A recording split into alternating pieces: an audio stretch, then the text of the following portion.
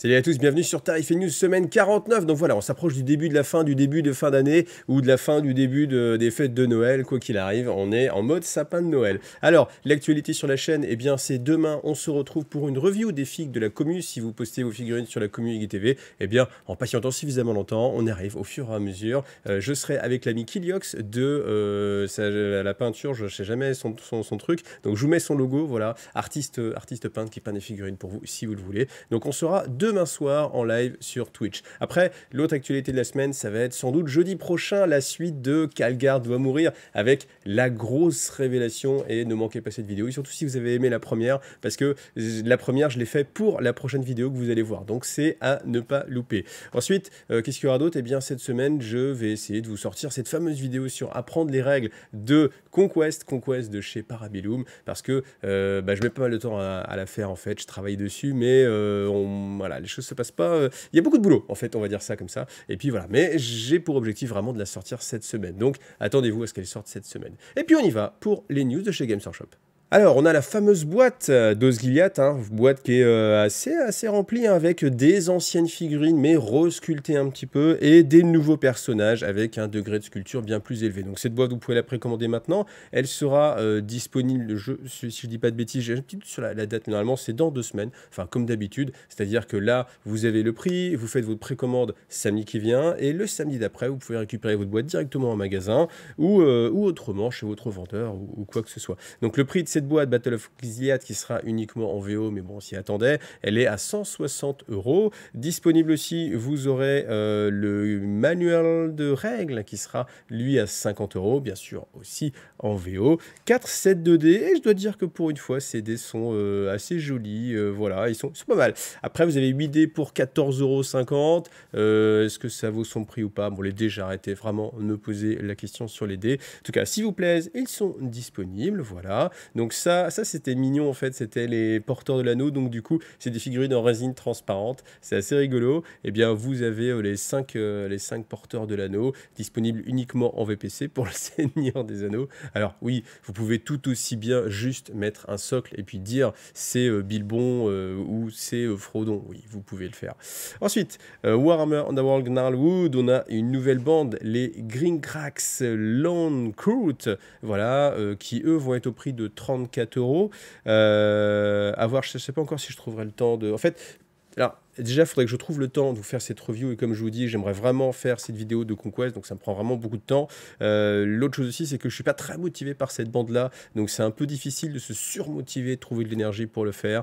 Elle viendra peut-être en unboxing un peu plus tard sur la chaîne. Voilà, dans un rapport de bataille, je ne suis pas sûr parce que j'ai vraiment pas envie de la peindre. Déjà que j'ai pas envie de la monter, alors envie de la peindre, c'est compliqué. Voilà. Après, malgré tout, si vous aimez les gobs, eh ben, ça peut être une bande assez rigolote. Par contre, ce qui m'intéresse moi beaucoup plus, c'est Fearsome Fortress. Donc Fearsome Fortress, ça va coûter 22 € et c'est une pile de decks rivales. L'intérêt des decks de piles rivales, je le rappelle, c'est si vous avez une ancienne bande de Warhammer Underworld, quelle que soit la saison, que ce soit du Shadespire, Nightvolt, n'importe quoi, Beastgrave, ce que vous voulez, vous pouvez mettre toutes ces cartes de côté, sauf les cartes des personnages, évidemment, et utiliser votre paquet Fearsome Fortress et la réactualiser. Parce qu'en fait, ce qui se passe, c'est que le mode rival, c'est quand vous jouez avec les cartes que vous trouvez dans la boîte. Donc, c'est pas dire, par exemple, si vous achetez les Gringrak's, bon, vous avez votre deck rival qui est assez compétitif par rapport aux autres decks rivaux qui sont sortis récemment. Le problème, c'est que si vous voulez jouer avec les anciennes bandes, déjà, leur deck n'est pas complet, parce qu'il n'y a pas assez de cartes pour jouer en mode rival, tout simplement. Donc, vous êtes obligé de passer par des autres decks. Alors, il y en a plusieurs maintenant, je crois que celui-ci, ce doit être le 4e, si je ne dis pas de bêtises, 4e ou 5e, voire 7e, si on prend les deux qui sont disponibles dans la dernière boîte de base. Dans la dernière boîte de base, il y avait un deck rival pour chaque faction, et il y avait 2 autres decks qui étaient neutres. Donc voilà, qui permettent aussi de jouer les autres factions. Donc ça, franchement, c'est une très bonne façon de jouer, et je pense vraiment que si vous avez goûté à Warhammer Underworld, mais que vous avez laissé un petit peu de côté, revenez-y en mode rival. Je pense que c'est vraiment, pour moi, la meilleure façon de jouer parce qu'il n'y a pas de pression sur le deck building. On retourne un peu vers le plaisir de jouer les figurines et on va choisir une bande plutôt pour la bande plutôt que les cartes que vous allez construire. C'est voilà, donc si c'est quelque chose qui vous intéresse, vraiment ne passez pas à côté de celui-ci. Moi, je vous le conseille. Ensuite, pour Kill Team, Critical Ops, ça, on verra un tout petit peu plus en détail. Donc là, je vais vous donner simplement le prix. Le prix va être de 23 euros. Voilà. Alors, non, mais là, j'avoue, hein, la façon dont sont faits les prix, là, vous avez 44 cartes. Si je dis pas de bêtises, je crois que j'ai vu quelque part 44 cartes. Là, vous avez un peu plus de cartes. Ça coûte, ouais, voilà, je sais pas. Les prix, j'avoue que j'ai jamais trop compris la logique. J'avais compris un petit peu la semaine dernière sur un truc, mais là, j'avoue que non. Ensuite, Legioness Astartes Scorpius Missile Tank. Donc, lui va coûter 50 euros pour les résidus russes. Voilà. Qu'est-ce que j'ai à faire comme commentaire? Je l'aime pas, ce tank, je l'aime pas. J'ai toujours trouvé moche. Je sais pas pourquoi. C'est cette partie là des missiles, là, enfin, du protège des canons. Enfin, j'ai jamais trop compris l'intérêt. Si ce n'est de vouloir ajouter une forme un petit peu esthétique, mais sinon, si c'est pas protégé sur le côté, je vois pas trop l'intérêt. Mais voilà, je sais pas, j'ai jamais aimé ce template qu'il est fort en termes de jeu. Mais bon. Le White Dwarf tout jaune de Noël. Alors, ce qui est intéressant, c'est que vous allez trouver pour 40K une carte de campagne. Ah non, c'est là où sont les 44 cartes. Ce sera peut-être pas 44 cartes dans Kill Team. On le vérifiera tout à l'heure parce on va le revoir en détail. Mais voilà, vous avez cette côté carte de campagne. Ça peut être très sympa. Si vous avez la chance d'avoir des vacances à Noël, d'avoir un ami avec qui jouer, ça peut être très sympa comme ça de profiter de ce temps libre pour faire une campagne. Voilà. Et puis Panini refait le coup d'une nouvelle série. Moi, j'ai même pas terminé mon ancienne série. D'ailleurs, j'en profite. Tenez, là, je vous mets la liste des cartes qui me manquent pour la précédente version de Panini. Et ce serait assez sympa de compléter la collection. Comme ça, je vous en ferai aussi une petite review de regarder l'album terminé. Là, il y a une nouvelle boîte qui sort. Donc, bon, vous avez à nouveau toute une série de cartes. Est-ce que je vais lui mettre? Non, je ne pense pas, ça fait beaucoup déjà, Claude. C'était un cadeau de l'ami Jérôme, d'ailleurs, gros coucou à Jérôme, et encore merci à toi si tu me regardes. Ouais, il m'a embrigadé dedans, voilà, j'ai essayé. Ça nous a fait des histoires avec l'ami Gizmo, hein, des choses comme ça, mais bon, voilà. Ensuite, on refait un petit peu de pub pour les jeux de société estampillés Games Workshop, donc Munchkin, Warhammer 4000 et Munchkin version Edge of Sigmar. Voilà, des t-shirts, voilà, des polos, etc. Et puis on passe directement à la suite. Ah oui, juste avant de regarder à la suite, c'était évidemment les précommandes avec ces magnifiques boîtes, hein, les Battle Force, qui sont partis comme des petits pains. Je vous rappelle malgré tout qu'il reste une boîte, vous voyez, elle est marquée en stock, il reste des boîtes de Adeptus Mechanicus, voilà, toujours à moins 20% chez MyHobbyPlace partenaire. Et puis bien sûr, si vous cochez Iggy TV, moi, il me reverse une petite partie. Donc ça, c'est vraiment super sympa parce que ça permet vraiment à la chaîne de pouvoir exister, hein, très clairement. Donc voilà, vraiment un gros merci à MyHobbyPlace et un gros merci à tous ceux qui commande et qui clique sur Iggy TV. C'est un faux clin d'œil, ça. Alors, le sondage de la semaine dernière, qui était demandé par Gwenichou, qui me demandait, voilà, donc est-ce que les gens qui typent veulent de contrepartie ou pas? Et on est sur un 70-30, quelque chose de très propre, voilà, 70-30. 30% de gens qui veulent quand même de lecture, c'est quand même significatif, hein, on ne peut pas les ignorer. Donc c'est pour ça que je vais continuer, simplement. C'est vrai qu'il y aurait eu 100% de gens qui s'en fichaient, je me serais peut-être dit, bon ok, tant pis. Mais là, je vais continuer mes efforts pour essayer d'offrir des contreparties comme ça aux tipeurs. Et je vous rappelle que les contreparties que vous avez actuellement, si vous êtes sur Tipeee, eh bien, c'est par exemple d'avoir déjà eu la suite de Marnus Calgard doit mourir en exclusivité. Donc, vous avez les vidéos fluff en avance, sans pub, et aussi disponible au format MP3. Ça, je pense que ça peut être utile. Et puis, je vois qu'il y a des gens qui les téléchargent, donc ça me fait plaisir. Comme ça, vous pouvez l'écouter tranquillement quand vous voulez. Et puis, j'en profite aussi pour remettre aussi beaucoup de replays. Donc, vous avez régulièrement les replays de toutes mes émissions Twitch. Sur Twitch, je ne sais pas combien de temps dure la rediffusion. Je crois que c'est une dizaine de jours à peu près. Et puis, comme ça, vous les avez sur YouTube. Tant que vous avez le lien, vous cliquez dessus et vous l'avez. Voilà. Alors, il y a eu beaucoup de choses en révélation pour la bibliothèque interdite, dont une nouvelle figurine de Space Marine. Bah oui, ça change. Non, je suis mauvaise langue parce qu'on a eu du Conte Vampire. Ah oui, c'était pour un autre jeu. Bon, mais non, il y a eu d'autres figurines. Il y a eu du Custodes. Bon, ok. Il y a de la Sœur du Silence, ok, donc voilà. Bon, en tout cas, nous avons ici Messinus, si je dis pas de bêtises. Alors, je ne le connais pas. Je ne sais pas dans quel bouquin il a officialisé. Mais voilà, tout ce que je sais, c'est ce qui est marqué là. Donc, il a un magnifique gantelet en auramite offert par nul autre que Robout de Guillemard. Donc, sans doute qu'il a dû faire du bon travail, hein, on l'imagine. Mais voilà, donc je n'en sais pas plus. Après, la figurine en elle-même, bon, voilà, c'est un Space Marine, quoi, Primaris, ouais, avec un gantelet, ouais, avec un plasma, bon, voilà. Il est à vous de voir, hein, si vous aimez, il est là. Ensuite, on a pas mal de nouvelles. Alors, il y a beaucoup de choses, je vais passer assez vite, je vais juste m'attacher à celles qui, moi, m'interpellent un peu plus. Bon, celle-ci, on va zapper un petit peu. Ça, voilà, bouquin 5, 6, 7, 8, bouquin 8e bouquin de l'hérésie d'Horus. Non, pas de l'hérésie d'Horus, de le siège du palais de Terra. Donc, c'est-à-dire de la on va dire allez, on pourrait même dire de la saison 2 de l'Horus Hérésie. Vous avez eu l'Horus Hérésie avec je sais pas combien de séries, 15, 20 bouquins peut-être. Ensuite, ils ont fait le siège. Donc on descend, on zoom, hein. Donc on zoom le siège du palais de Terra. Là on a la 8e, ok. Et on apprend qu'il y aura le volume 1 et il y aura le volume 2. Et on dit pas que ce sera forcément la fin, hein. Donc j'imagine bien les sous-catégories, c'est-à-dire que vous avez l'hérésie d'Horus en 20 tomes. Une fois que c'est terminé, vous avez le siège de l'empereur qui détaille juste la fin de l'hérésie d'Horus qui va être lui en 8, 10, 12 tomes. Et j'imagine que le combat de l'empereur avec Horus, ce sera lui aussi en 4 tomes, histoire que ça se termine jamais et qui à chaque fois, vous savez, c'est un peu comme vous coupez un morceau en deux, vous dites ah on a déjà bien avancé, après vous en recoupez la moitié, ok, puis après vous recoupez la moitié et à chaque fois vous coupez, mais au final on n'arrive jamais au bout, jamais on arrive au bout et voilà. Et donc bon, après je suis mauvaise langue, mais c'est vrai que quand on a commencé à lire les bouquins de l'Hérésie d'Horus au début, ça fait je sais pas au moins 15 ans, ça fait 15 ans qu'on attend la fin et le combat, qu'on puisse le lire, enfin 15 ans, faut se rendre compte de tout le temps que ça a pris, mais bon, en tout cas, voilà, je suis curieux d'en arriver là. Moi-même, j'ai été faible, et au final, j'ai pris le tome 1 et 2 de l'Horus Hérésie, mais... Enfin, le siège au Terra. C'est à cause de vous, d'ailleurs. C'est vous qui m'avez dit, voilà, il y a pas mal de bons trucs dedans. Bon, on verra. Ensuite, un bouquin, Bad Loon Rising. Très belle couverture. D'ailleurs, je trouve que la couverture est vraiment très, très, très jolie.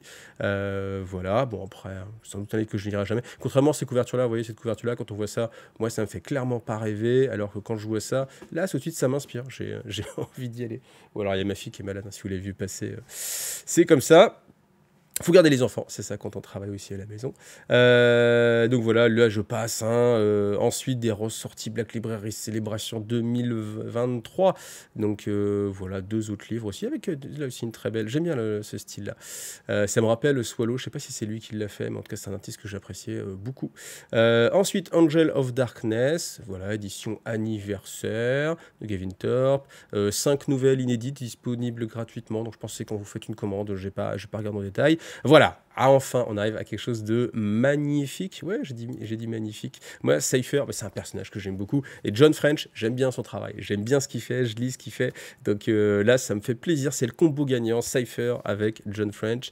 Donc, disponible en hardback, disponible avec cette magnifique illustration. Franchement, je sais pas... moi, je la trouve vraiment magnifique. J'ai vraiment le coup de cœur pour cette illustration. Les couleurs et tout, c'est vraiment beau. Et puis, vous voyez, hein, qui je suis, cette question encore, vous me connaissez. Je suis celui qui s'appelle Cypher. Et oui, je ne vous dirai rien d'autre sur mon nom, simplement une chose, ce n'est pas mon histoire, mais je suis sa voix, et ça c'est vraiment bien. Et ce qui est vraiment intéressant, c'est que, alors j'ai lu ça, en gros techniquement, à la fin de Gathering Storm, c'est quelque chose dont je parle souvent, eh bien Cypher se retrouvait dans le palais de l'empereur, devant les portes d'éternité. Bon, on lui a dit non mon gars, tu passeras pas, bon on t'a laissé emmener jusque là, mais voilà. Et il a réussi à s'échapper, on ne sait comment, il a réussi à s'échapper, et ça parle de ce moment-là, ça parle de ce qu'il fait dans le palais de l'empereur. Donc, comme moi j'attends ça et que ça a été une source de frustration immense, et ben, je peux vous dire que celui-ci, dès qu'il arrive en français, je ne sais pas dans combien de temps ce sera, mais lui, clairement, je me ferai un grand plaisir de le lire. Et puis, si voilà, il y a des infos, je vous la transférerai via des vidéos fluff. Voilà.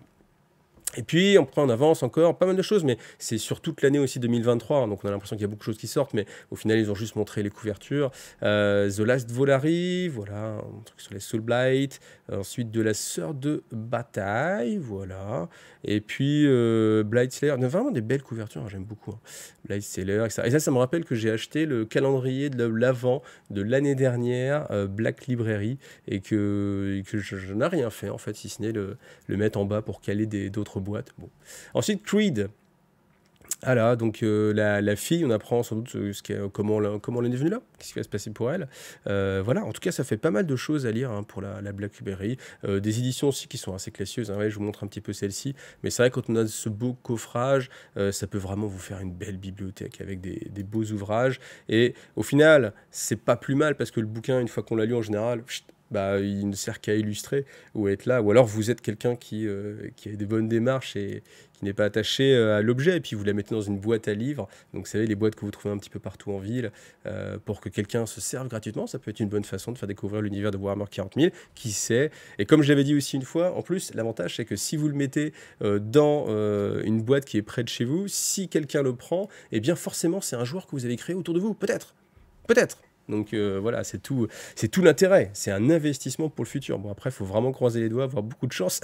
Après, quoique, si vous êtes malin, vous mettez votre email à l'intérieur du bouquin avec un petit message, genre, si ça t'a plu, contacte-moi. Bonne idée, ça. Alors le sondage de cette semaine, il est justement en rapport avec la Black Library. C'est combien vous lisez de romans de la Black Library par an, tout simplement. Donc soit moins de 1, voilà, entre 0,1, 1 et 2, 2, 3, enfin on verra, je ferai le sondage. Donc je vous rappelle que si vous voulez participer à ce sondage, tout simplement, vous allez dans la description de cette vidéo. Vous pouvez le faire aussi avec votre téléphone portable, il faut scroller tout en bas et essayer de trouver la description. Et puis vous choisissez simplement la réponse que vous voulez, puis comme ça nous permet d'avoir le débrief du sondage de la semaine prochaine. Ah voilà, un passage que j'adore toutes les semaines, et c'est vraiment génial que je puisse le faire toutes les semaines. Donc merci à tous mes nouveaux tipeurs, merci aussi aux anciens. Donc merci à The Dude, merci à Vic, merci à Frère Belial, merci Dial, merci Brax aussi, merci beaucoup, merci aussi à Hervé Adjedon, merci. Merci beaucoup à vous. Je sais pas si vous voyez la petite souris qui se cache, derrière. Mais en tout cas, bah merci à vous tous parce qu'on progresse comme ça, on progresse. On a descendu en dessous des 200 tipeurs, mais c'est pas grave parce que la progression totale, vous savez, mon objectif, c'est d'arriver à 100% de financement, c'est-à-dire un SMIC, tout simplement sur Tipeee. L'objectif, c'est pour février. Je pensais qu'on n'y arriverait pas, je vous le cache pas, mais là, vu la courbe, en fait, simplement, je m'étais fixé, je regardais la courbe, comment elle progressait. Là, je vois la courbe, comment elle progresse, et là, ça paraît beaucoup plus jouable. Donc, bah écoutez, merci vraiment à vous tous. Et puis, bah voilà, on continue. Allez, à bientôt. Non, je vous dis au revoir, mais on continue des choses, mais c'est qu'il y a comme qui dirait quelqu'un qui s'incruste sur la vidéo. Ensuite, donc, on regarde. Voilà, c'est tellement déstabilisant ce qui se passe derrière que je n'ai même oublié de remettre l'écran. Donc, Kill Team, carry Kill Team in your pocket with the Critical Ops Scroll Pack. Critical Ops, Tac Ops, une mission card pack. Donc, ça se veut assez compétitif, en tout cas, c'est comme ça que c'est montré. Donc, vous avez des cartes hein, de déploiement. Typiquement, ça ressemble à ce qu'il y avait dans Mission Bataille pour Warhammer 40 000, où vous aviez tout simplement des cartes, vous les tirez, et puis ça vous donne votre déploiement, les missions, etc.